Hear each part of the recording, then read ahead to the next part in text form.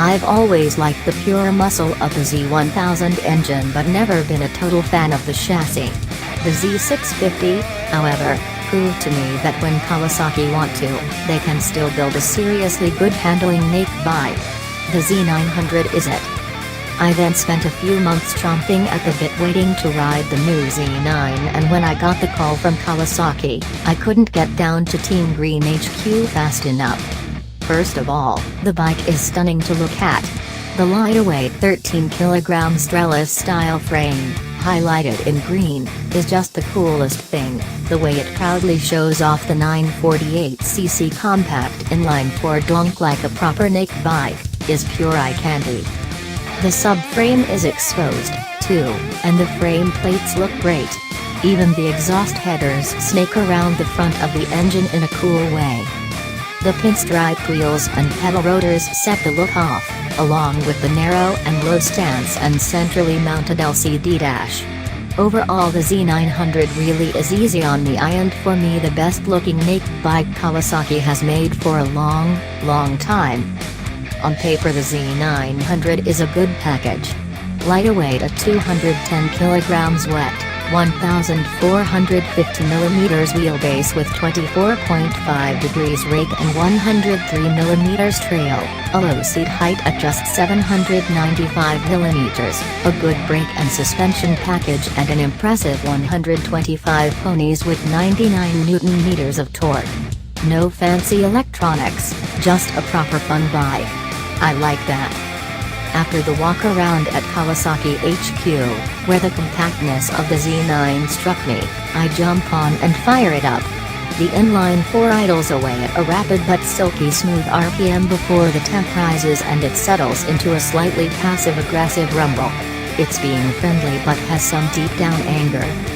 Sitting on the slim, narrow-feeling bike, I actually do a double take to make sure I'm not on the Z650. No.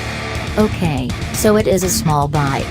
The seat is low, the bars are level in reach and close, with a fair bend at my elbow and the footpegs are high. Well, the seat-to-peg distance is insanely tight. The chassis score would have been a 10 otherwise, making this our first ever 10-score test bike. I feel I'm sitting in the Z900 rather than on it, which I prefer on any motorcycle, and the centrally bar-mounted dash is small and gives an open free feeling ahead, like a proper Street Fighter does. A few blips on the light throttle reveal a quick revving engine with a nice spark from the muffler and an induction growl from under the tank. If there is one thing Kawasaki have always done better than the others, and this goes back to the first ZXR 750S and ZX9RS, is make intake growls that get the heart pumping.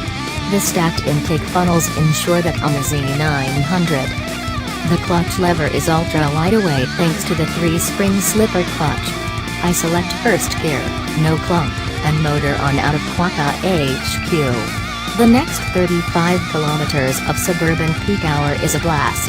The bike is so smooth, so eager, and the gearbox is super slick. No quick shifter, but to be honest, I'm not a big fan of them, and with a gearbox this sweet it is more fun shifting the old way up and down the gearbox.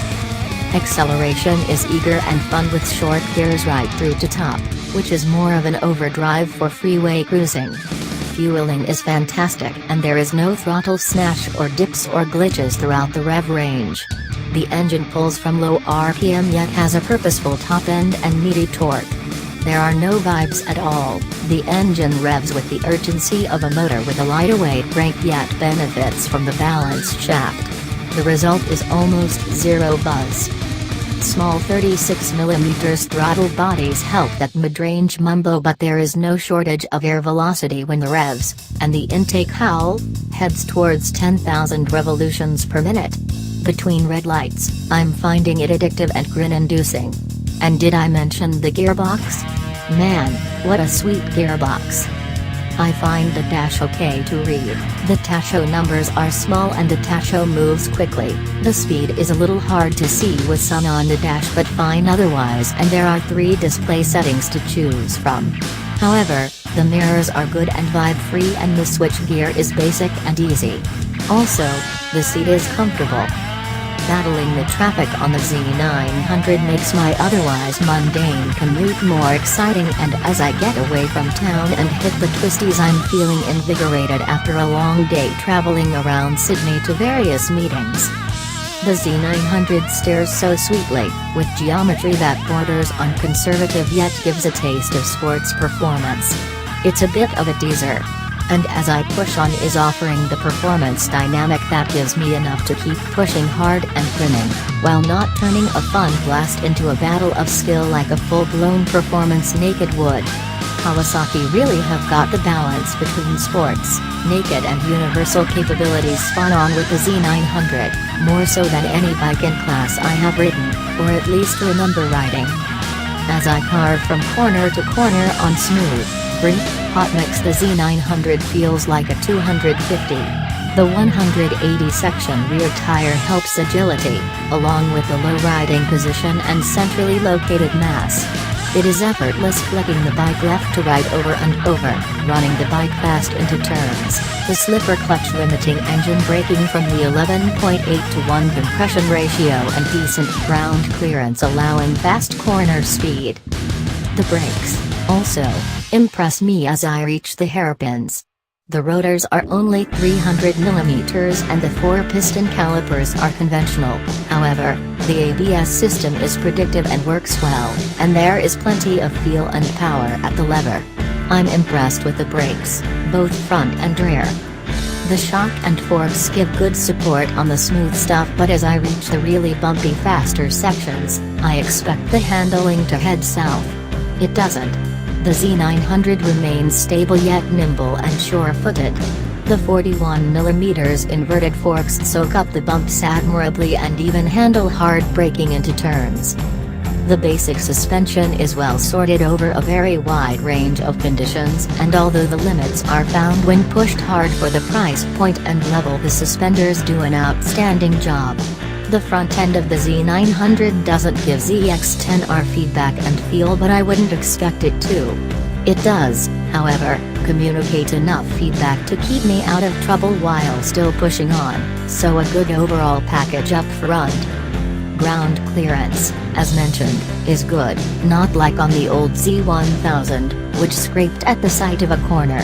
My toes are gently touching down from turn to turn, giving me more info and feedback on where the Dunlop hoops are. At the end of a few runs, I was really impressed with the bike. Over the next few weeks, I used it as a daily ride and a mountain scratcher, and it impressed the entire time. It is fun, really good on fuel, light and easy to ride.